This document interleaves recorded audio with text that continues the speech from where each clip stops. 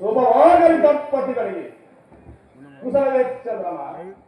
ಕಾದಿನ ಕಂಬದಲ್ಲಿ ಪರಿಶೋಧಿಸುವ ಸಪ್ತಮಿಯ ಸೂರ್ಯನಂತೆ ನಿಷ್ಕಳಂಕನಾದ ರಥಸಪ್ತಮಿಯ ರಥವನ್ನೇ ನಿಷ್ಕಳಂಕನಾದ ಈ ರೋಹಿಣಾಪತಿಗೆ ಕುಶಲವಲ್ಲದೆ ಮತ್ತೇನು? ರಾಜೇಂದ್ರ ಮೆಚ್ಚಿದರೆ ಇಲ್ಲ ಕುತರಿಗೆ ಇರುತ್ತದೇವ. ಜಲಬ್ರಹ್ಮ ನೋಡಿದೆ ಈ ದಂಪತಿಗಳ ವಿನಯವನ್ನು. ಚಂದ್ರದೇವರು ಎಷ್ಟಾದರೂ ದಕ್ಷಪತಿಯ ಜಾಮಾತನಲ್ಲವೇ? ಅವನೇನು ಮಂದಮತಿಯೇ?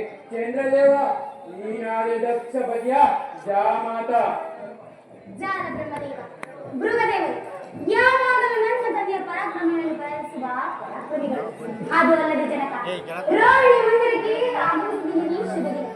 ಈ ದಿನ ನಮ್ಮ ಆದಿತ್ಯವನ್ನು ಕೈಗೊಳ್ಳಬೇಕೆಂದು ತಮ್ಮಲ್ಲಿ ಕಳಕಳಿಯಿಂದ ಹೌದು, ನನ್ನ ಮನೋವಿಲಾಸೆಯನ್ನು ನೀವು ಮಾತನಾಡಿದರೆ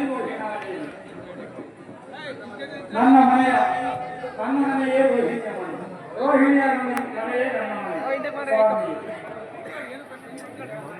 ನಿಮ್ಮ ಸುದ್ದಿಗಳ ಮಾತು ಅಂತಿಮ ರಸಕ್ಕೆ ಜೋಡಿಸಿದಂತಾಯಿತು. ನಿಜಾಪತಿ ನಿನಗೆ ನಿನ್ನ ಸಕಲಿರುವ ಪ್ರೇಮವು ಅಪಾರವಾದುದು. ಅವರ ಬಂಡನ್ನು ಸೆಳೆಯವರು ಜೈಂಕರಿಸಿ ಬರುವ ಬಲಿ ತುಂಬಲಿಕ್ಕಿಂತ ಮೇಲಾಗಿರುವುದ ಪ್ರೇಮ ರೋಹಿಣಿಯಲ್ಲಿ. ಜಲಬ್ರಹ್ಮ ನೋಡಿದ್ಯಾ ನನ್ನ ಜಾಮಾತರ ಮಂದಿರವನ್ನು?